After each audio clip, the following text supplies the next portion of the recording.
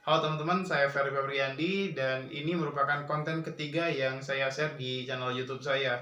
Setelah di konten pertama saya membahas tentang bagaimana cara kita mengubah sifat malas dengan teknik Kaizen. Yang kedua itu saya membahas mengenai apa sih perbedaan antara sibuk dengan produktif. Nah, yang ketiga ini saya akan membahas tentang time management, teman-teman. Karena kenapa saya membahas ini? Karena bicara tentang produktif, ini adalah salah satu kuncinya adalah tentang bagaimana cara kita mengelola waktu, teman-teman. Nah, sebagai langkah awal, cobalah teman-teman untuk menuliskan apa aja sih kegiatan teman-teman selama 1 minggu.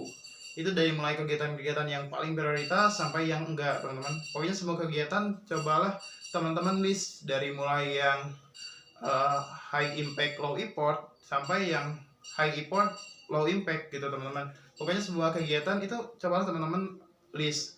Nah, sehingga nanti dari list tersebut teman-teman udah bisa mengurutkan mana yang paling prioritas, mana yang enggak gitu, teman-teman. Nah, dari yang paling prioritas itu nanti teman-teman bisa pindahkan pada bikin lagi teman-teman sebuah catatan atau apapun itu. Yang penting teman-teman mampu mempunyai log time, teman-teman, ataupun seperti kalender atau apapun itu. Jadi nanti itu akan menjadi panduan teman-teman dalam menjalani hari selama 1 minggu ke depan, teman-teman. Misalkan karena kita udah punya daftar kegiatan, nah kita share, nah kita lihat kegiatan yang paling prioritas itu mana. Kalau saya pribadi, misalkan karena salah satu kegiatan saya adalah kuliah, misalkan saya tulis waktu kuliah saya, misalkan hari Senin saya kuliah dari jam 8 sampai jam 2, teman-teman. Oke, itu waktunya saya tulis, teman-teman. Nah, lalu hari Selasanya saya kuliah itu dari jam 8 sampai jam 5, teman-teman. Dan waktu itu saya tulis juga. Dan lalu hari Rabunya saya kuliah dari jam 8 sampai jam 2 lagi. Nah, seperti itu. Jadi tiap hari itu tulis kegiatan yang prioritas beserta waktunya, teman-teman. Sehingga selama 1 minggu itu teman-teman sudah punya list kegiatan yang prioritas teman-teman. Misalkan selain kuliah saya harus mengikuti pelatihan mentoring rutin. Oke, jadwal mentoring rutin saya hari apa? Misalkan hari Rabu jam 4. Oke, kita tulis hari Rabu jam 4. Jadi selama 1 minggu itu tuh teman-teman memang benar-benar sudah punya kegiatan yang memang benar-benar teman-teman prioritaskan. Nah, ketika kegiatan-kegiatan prioritas udah teman-teman masukkan dalam log time teman-teman, dalam kalender teman-teman, itu teman-teman akan mengetahui dalam 1 minggu itu waktu kosong teman-teman tuh di jam berapa sih. Nah, dari waktu-waktu kosong tersebut teman-teman mampu memanfaatkan waktu kosong itu untuk kegiatan-kegiatan yang lain, kegiatan-kegiatan pengembangan diri. Misalkan untuk teman-teman yang berbisnis pengen belajar bisnis misalkan. Nah, cobalah untuk kegiatan-kegiatan itu lebih dispesifikasi lagi. Bisnis itu menurut saya masih terlalu kompleks, teman-teman. Oke, belajar tentang bisnis itu pengen belajar tentang apa nih? Misalkan kita pengen belajar tentang keuangan. Oke, keuangan itu masih kompleks. Keuangan itu kita pengen belajar tentang apanya sih? Ataupun kita belum tahu nih, emang keuangan apa aja? Oke, berarti yang akan kita pelajari adalah apa aja sih yang dipelajari mengenai keuangan bisnis, seperti itu. Ataupun kita akan belajar tentang marketing. Marketing kan itu masih luas juga. Tapi kalau misalnya kita nggak tahu apa aja sih yang dipelajari marketing, berarti yang akan kita pelajari itu adalah apa aja yang dipelajari dalam marketing. Ataupun kalau misalkan kita udah tahu nih, oh marketing itu mempelajari tentang ini, dan ini. Nah, kita udah harus menspesifikasi rencana kita. Misalkan kita akan belajar marketing mengenai STP, segmenting, targeting, dan positioning. Oke. Dan untuk belajarnya itu kita harus tahu juga untuk belajar SCP ini apakah kita nonton dari YouTube atau kita ikut e-course, ikut webinar, ikut seminar. Itu kita harus tahu dalam menjalani hari kita itu. Sehingga kita mampu menuliskan jadwal. Misalkan kita ikutnya e-course. Untuk daftar e-course misalkan ketika kita daftarnya besok, itu kita bisa ikut e-course-nya 5 hari ke depan.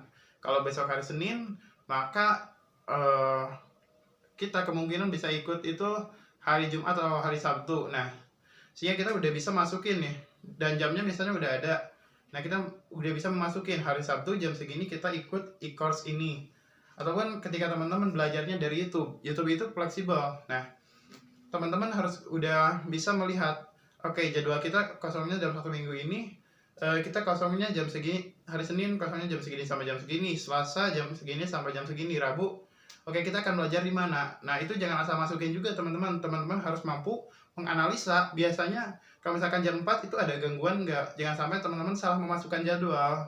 Ketika teman-teman misalkan belajar tentang marketing, tentang STP, segmenting, targeting, positioning di jam 4 hari Senin. Ternyata hari 4 jam Senin itu ada banyak gangguan, misalkan gangguan udah berkeluarga, gangguan dari anak, ataupun gangguan dari apapun itu. Sehingga teman-teman malah menyalahkan orang lain, padahal yang salah kita dalam menempatkan waktu untuk belajar itu, teman-teman. Jadi untuk menempatkan waktu untuk belajar itu pun teman-teman harus mampu menganalisa kira-kira jam berapa nih yang mampu kita belajar dengan fokus, dengan tenang. Misalkan, oh, waktu yang tenang itu malam gitu kan, karena kita nggak ada gangguan dan ini perlu belajar dengan ketenangan, seperti itu. Jadi kita tulis aja hari Senin jam segini kita belajar tentang materi ini, seperti itu teman-teman. Jadi dalam penempatan pun teman-teman harus menganalisa biasanya jam segini apakah cocok nggak untuk melakukan kegiatan ini, seperti itu teman-teman. Nah, lalu bicara tentang time management ini juga, jangan sampai time management ini malah membebankan teman-teman dalam menjalani hari. Tapi bicara tentang time management, bicara tentang bagaimana teman-teman mempermudah dalam menjalani hari teman-teman, seperti itu.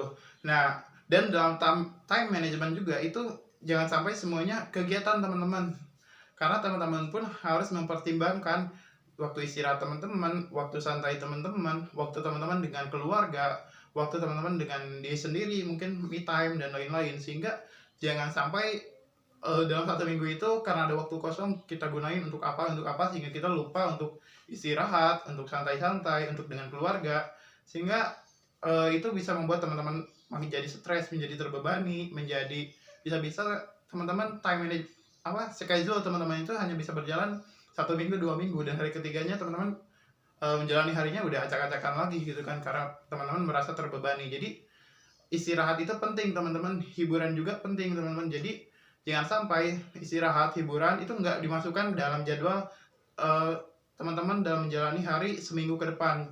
Jadi dalam 1 minggu ke depan ini teman-teman jadwalin juga, misalkan beres kuliah saya jam 3 kalau hari Senin, cobalah jam 3 sampai jam 4 ini spend waktu saya untuk istirahat. Jadi jangan ada kegiatan saya istirahatnya, misalkan saya pengen istirahatnya, kalau bisa dispesifikasi ya mah enggak, misalkan untuk teman-teman spesifikasi istirahatnya seperti apa, istirahatnya di mana dan lain-lain, seperti itu. Jadi jangan lupa juga teman-teman ketika membuat time management, teman-teman lupa memasukkan waktu teman-teman istirahat, waktu teman-teman bersantai gitu kan, seperti itu. Jadi seperti itu teman-teman materi mengenai time management. Silakan teman-teman kalau misalkan ada yang mau ditanyakan, bisa seperti biasa silakan untuk tulis di kolom komentar. Dan teman-teman ketika teman-teman suka dengan channel ini, silakan untuk klik like. Dan ketika teman-teman ingin support channel ini, silakan untuk bantu saya subscribe channel saya ini teman-teman. Seperti itu, terima kasih, mudah-mudahan bermanfaat. Sampai jumpa di video selanjutnya dan selamat mempraktekkan teman-teman.